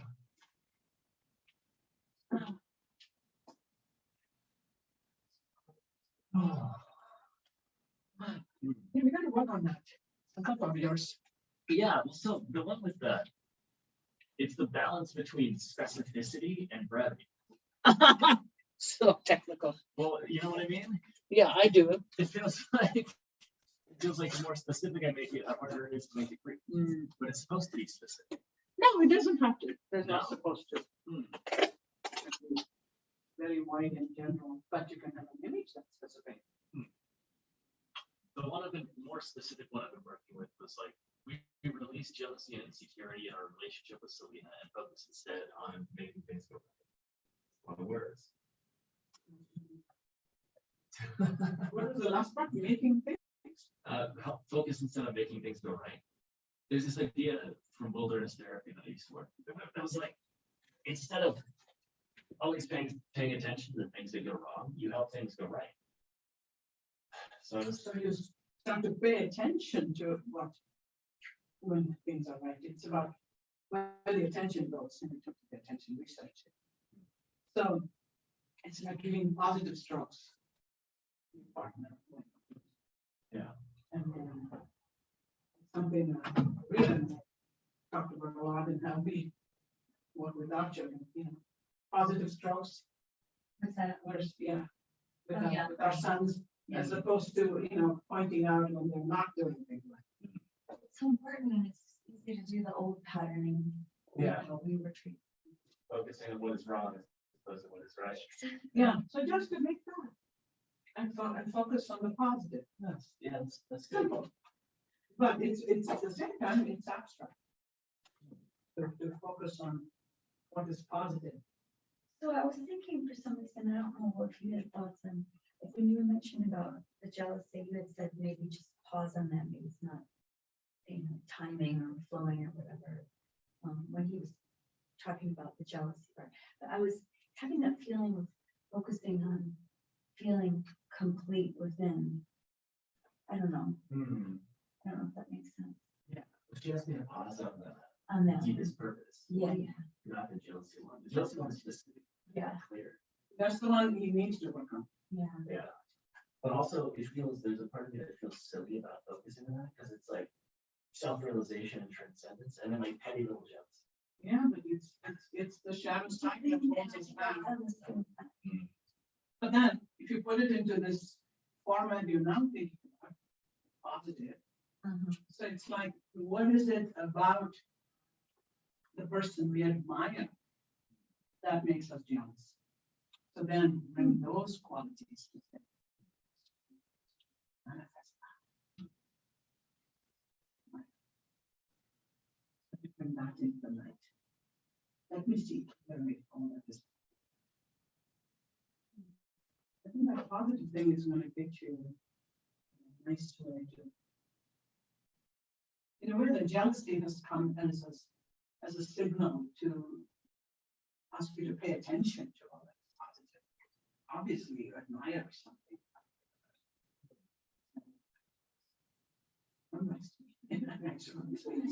I'm jealous of her. Oh my God, I'm so jealous of her. So damaging between especially women, I know. But anyway, Yeah. it is part of our survival consciousness. Having some peace around it as well. Because it then breeds some competition, and therefore that helps survival. That doesn't help happiness though.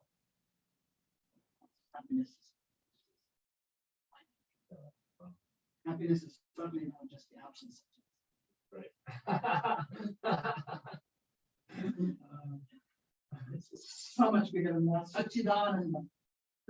Bliss as our true nature has no qualities at all. Like Ramana Maharshi, when you would go walking on that hill around his ashram every day, and people would ask him, so what goes on in your mind when you're walking around there? That is the true state of mind. Nothing. The awareness from which everything arises and everything falls back into. So that's why something like jealousy. Well, now you have a way to go inward. Comes the radius of the circle because of the center. And you can go to the opposite end too. Because we need the positive and the negative for us to find. So if now you're going to focus on positive, then if there's more negative things, it will come up. It'll show itself. Then the creation of sankalpa. So we don't need them. There's no ultimate sankalpa. There's no, like, this is, because the word makes me think of that. It's like the reason for existing during this time. Well, sankalpa implies intentionality of doing, of manifesting. So eventually there will be no need for a separate doing apart from ourselves. It doesn't have to be the doership. Actions simply emanate from us without any sense.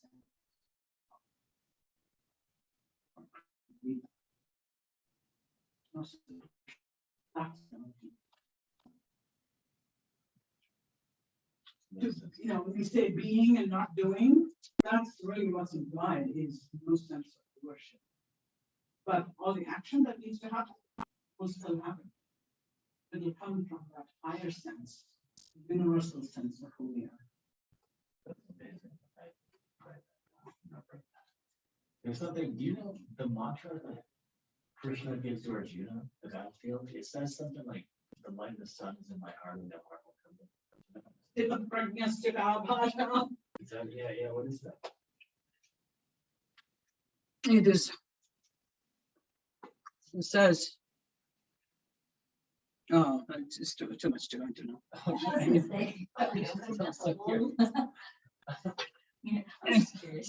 Yeah, if you, I mean, that's the Bhagavad Gita.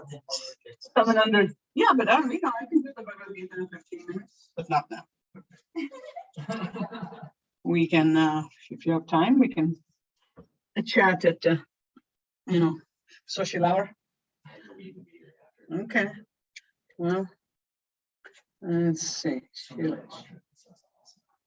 Well, there is no one mantra in the Gita other than Om. Om is the mantra. He tells them over and over again, work with Om and do your japa, There's a mention of the 3 levels of Vak. There's a mention of Sankhya several times. I had the women's retreat. Great. Loved it. Beautiful. Yeah, that's marvelous. I'm so happy. Yeah. Obviously not quite as not this whole tree would do it, but I No, what we did today is just, that's it. There is that's good. the level of teaching within it, you can do it at whatever level is needed. But I've done it with children, 4th graders. Yeah. Everybody loves to do. Yeah, To just make sound. The children would gather in the cafeteria, all these 4th graders, and then they would say, okay, when can we do Om? When can we do Om? And then they would love to do all the finger mudras, or teach them the heart shield. The heart shield goes like that and goes like that. And then you do that in 4 directions. You do Om in 4 directions.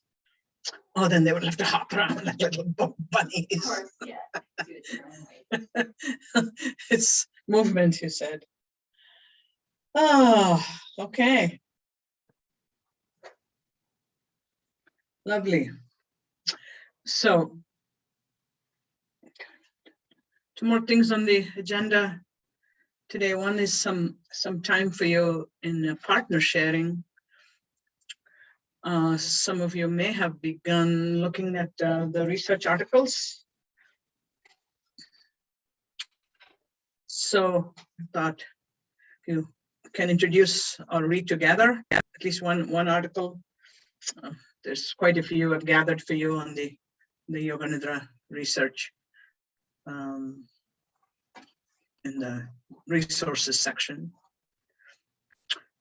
There's some wonderful things I just found in the last few weeks. You're also welcome to just simply do a search. If you look at the Yoga Nidra research assignment, I've suggested many categories. Look at somatic therapy. You can look at eye rest, because eye rest itself has lots and lots of research with it. I can look at yoga nidra, therapeutic benefits, cognitive benefits that find anything on the spiritual benefits, but certainly on the, on the cognitive, they can look for, effect on memory, awareness, visualization, attention.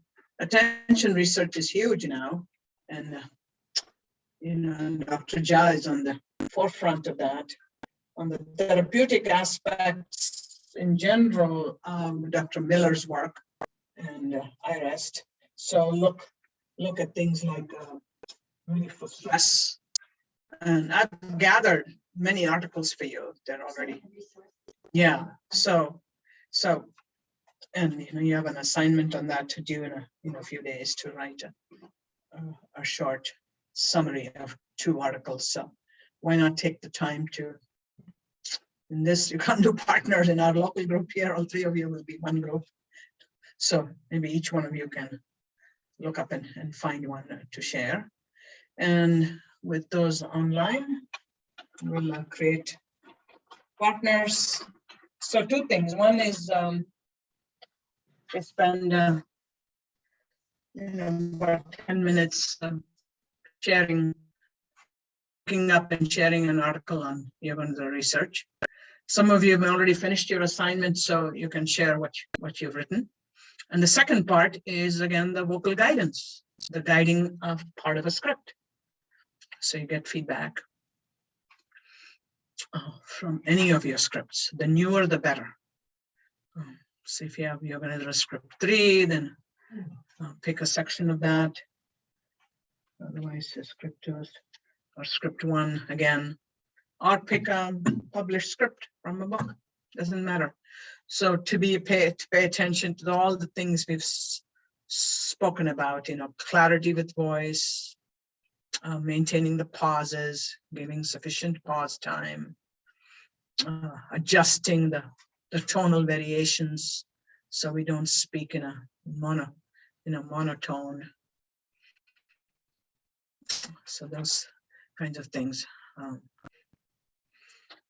All right. And then we'll, overall, if we give, I think, at least 20 minutes. Yeah, so we'll plan for about 20 minutes. Yeah, 3 of you together. So the first part of the agenda, share on, you're going to do research, and second part, take turns guiding, about 5 to 7 minutes from your latest script. Okay, and yeah, right. So for the breakout, let's see, 1, 2, 3, 4, 5. So we'll have to do 2 groups. Looks like 2 groups, and you'll have 2 in one and 3 in the other. Let's do an automatic. I haven't done the article yet. Yeah, this is going to work out. Open all rooms. I'll see you back in about 20 minutes. Okay, first part of the agenda. Share a yoga nidra research article. There's plenty to choose from in the resources section. Otherwise, you may have something yourself. Second part, you share from your script and get feedback. And see you all in about 20 minutes. Okay, open all rooms. Dealing with aging population and stress or anxiety or depression or cognitive Alzheimer's, and just how can yoga nidra help ease any of the ways in which our culture. Oh, Eve, you didn't get into the room. And basically, the answer is yes, it helps deal with depression, it can help deal with anxiety, it can help lower stress, it can help get more connection to people who are prone maybe towards Alzheimer's, dementia, things like that. think part of it has to do with that place of in looking step back, taking a step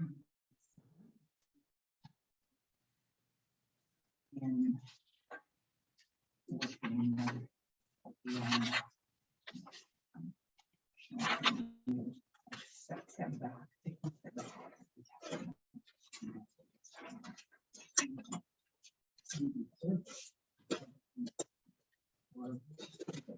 Spaciousness, and you just allow yourself to spaciousness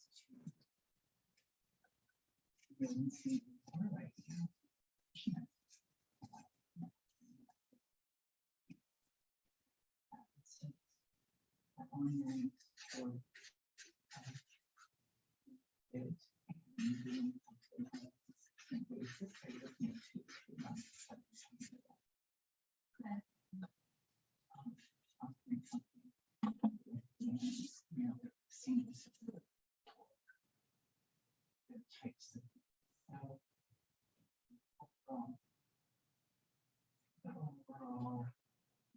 So far, the brain meditation, any of those things, it's a resounding yes. We're all working on it. System exists. And I think that the decline in our patient.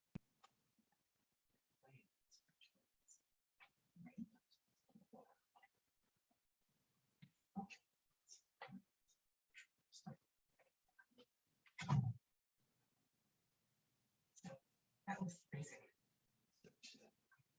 I came into this and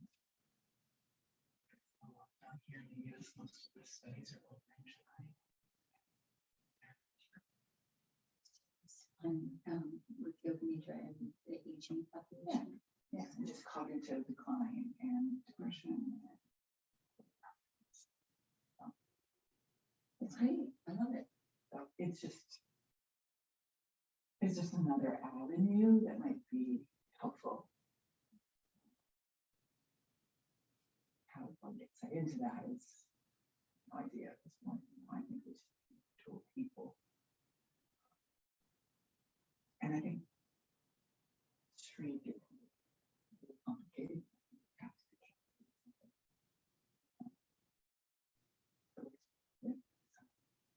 Anyway. So we're supposed to do 2 articles. Both the articles were, Yeah. researched were related articles, and they both basically concluded very similar things. We're sort of trying to see different conclusions. Yeah, on a consistent, ongoing basis, this has shown scientifically to actually be firing. Cool. Yeah, I haven't really found articles yet, but really interested about the treatment of trauma, PTSD, and what I'm really curious about is which piece of high rest or which piece of the is affected. Because you do these things in psychology where they take certain modalities and they parse them out. And like EMDR is a really popular trauma treatment right now. Eye movement desensitization, reprocessing. So they've done these studies with EMDR where they take there's a bilateral stimulation. Sometimes it's visual, sometimes it's tactile, like vibrating. And the idea is you're moving the tension from the left to right hemispheres of the brain. It kind of resembles rotation of consciousness in that way, right? And they found that there was some component of that. So it's already recognized by psychology that they call it bilateral stimulation has some effect on trauma. Or they thought there was a study that took out the bilateral stimulation, like examined bilateral stimulation as a treatment to trauma. In comparison to the gold standard of trauma treatment, which is exposure and response prevention. Right now, where you expose somebody to that, either depending on how deep you're in it, vaguely resembles the traumatic effect, or something that reminds you of it, or it's full on like a visual representation. And then the body responds, once you respond, you allow it to dissociate. They removed that piece from the MDR. They removed bilateral stimulation. I found that it didn't actually have an effect on the treatment of trauma over and above. Bilateral stimulation didn't have that. Interesting. Yeah, the bilateral stimulation by itself didn't seem to be By itself didn't. Okay. Yeah, so that would mean that there's that the effectiveness of, because EMDR has many components, and this is the thing that's interesting about Nidra and all these tools, that there are all these different components, right? So it seems like some of the components work and do something in like a measurable, tangible way. And this is under the assumption that this is sort of assuming that if an effect isn't measurable empirically, then there is no effect. And I don't necessarily believe that's true. But there is something to be said for empirical evidence to measure what happens, right? Measure an effect. That's what it's all about. Right. So I'm really curious about like which pieces of Nidra, which pieces of yoga Nidra specifically are effective. I think it's probably rotation of consciousness and yeah, but it's weird because Satchidananda doesn't mention squeeze. Miller just sort of brings it in, right? He doesn't. It's not in his book. Squeeze it. He only does. Miller does, but Satchidananda doesn't. Swami Satchidananda Saraswati doesn't mention release. It's relaxation is more like He doesn't. yeah. It's not in there. Okay. And so I'm really curious about like where My Miller. question for Sri, because since she got her studying from him, like, where did that come from? Yeah, because it's not in that.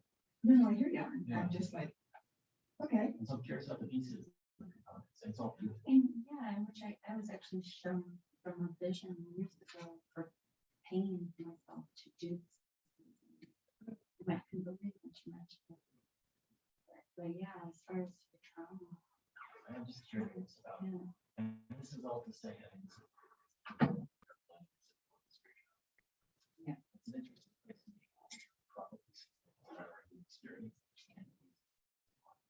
Yeah. And psychology these days is all about statistical quantification. Well, and it's interesting. I like how you're looking at it as it could be like a recipe. There's certain things that are essential to make it so that it works for trauma, but anything which is going to alter the practice and balance. And it's easy now to create it. So bringing up, it's interesting that, so I want to know where you got it. So and I just checked this absolutely right. The squeeze and release is not in here. So where did that come in? Because you stressed that as something that was really important. So where did that piece come in? He tried it, but he didn't write it down. Interesting. Yeah, it's because I think when in his putting the book together, which really kind of that process was completed in the late 60s.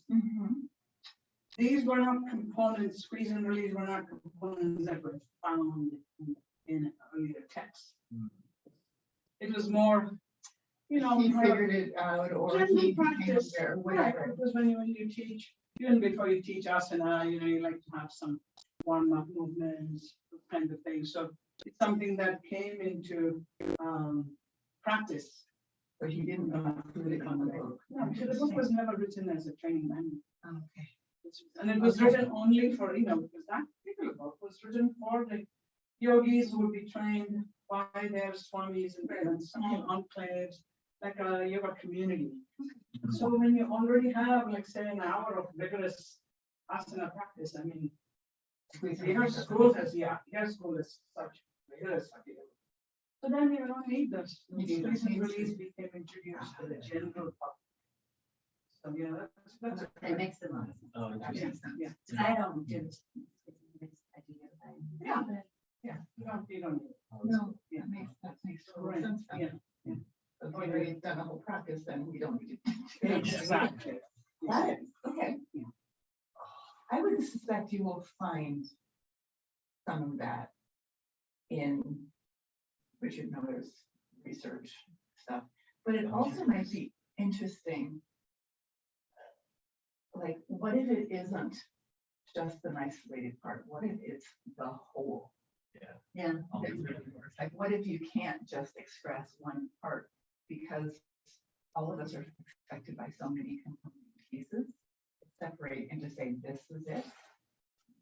Maybe It's like the reductionist Western mindset. it is a reductionist, and maybe that's not it. That's valid too. That is, you find research for just, somatic practices. You find a lot of research for broad breathing, pranayama practices. You find research on the power of intention. So they are available as separate also, because those would have had nothing to do with somebody knowing about your vanilla or not. Then you have research specific to your vanilla, specific to high risk, same thing. And mindfulness-based stress reduction in DSR has all of the same elements. But then they never study your vanilla, because Buddhists don't study anything. The opposite. So those who are in yoga will know more about Buddhism. So in mindfulness-based stress reduction, there's a lot of attention on breathing and visualization, which are components. I wonder if it's the whole, like, we're talking about the effect on trauma, isolating what is most effective, probably everything, like the whole practice. He's wondering if they're just. So yeah, if you look at his book on the PTSD, then there's information on the separating it out. The one with the clock, like blowing in the sun. I don't know, but yeah, I have a hardbound, one. It's got the sheet. Short, short exercises, Oh, it's not, it's a different one. It's the one that has PTSD. It's the iris. Yeah.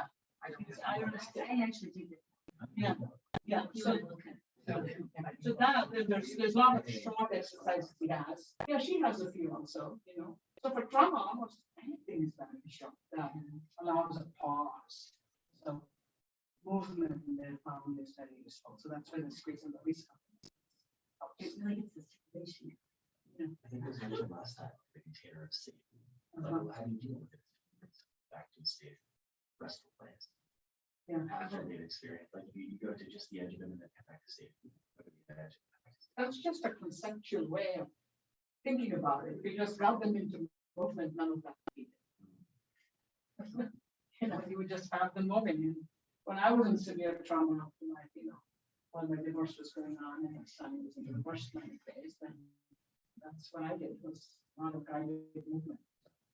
That would be moving. Then pretty soon, then bring back the same scenario of what the cause of trauma, you'll find that the emotional charge will be much less. So no words have to be spoken, but you can bring it into the reflective therapy later. We do a lot of that rocking movement and so following the breath. We guide the breath to where you feel the sensation of being hurt, being abandoned. So there's the somatic memory of it is locatable in trauma therapy. Where do you feel the pain? Key question. Where? Many people will point to their heart or their point or chance. Especially in sexual trauma. It's very good to be able to just sit on the floor and do a lot of things with the legs, widening the legs, straightening the legs. So it starts with the floor of the chakra. There's like an impacting for the chakra. Sure. Yeah. Okay. Found any good bit of research? One good article? We're kind of talking about it. She's got two of them. We still have to do something. I did my reviews already. It's Oh, okay. aging and. Oh, yeah, Alzheimer's you were talking about. Yeah. Should the two articles be related or just? No. That's why I've given you so many choices.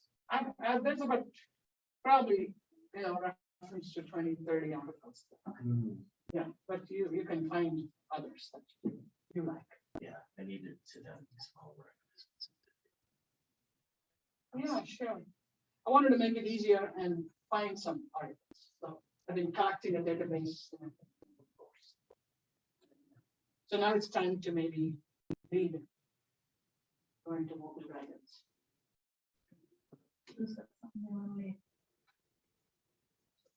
Take a script and go for it. Yeah, right. How about you, Clint? Sure, yeah. Yeah. I changed my spread a little bit. Okay, good. But didn't print out any of it. Okay. So I'm happy. You can.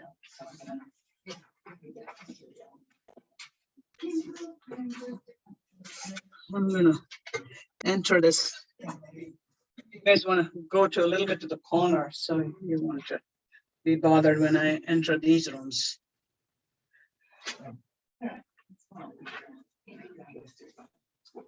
Yeah, I feel the most comfortable with this notation of consciousness. Okay. Just that part. To a quarter, to be diminished.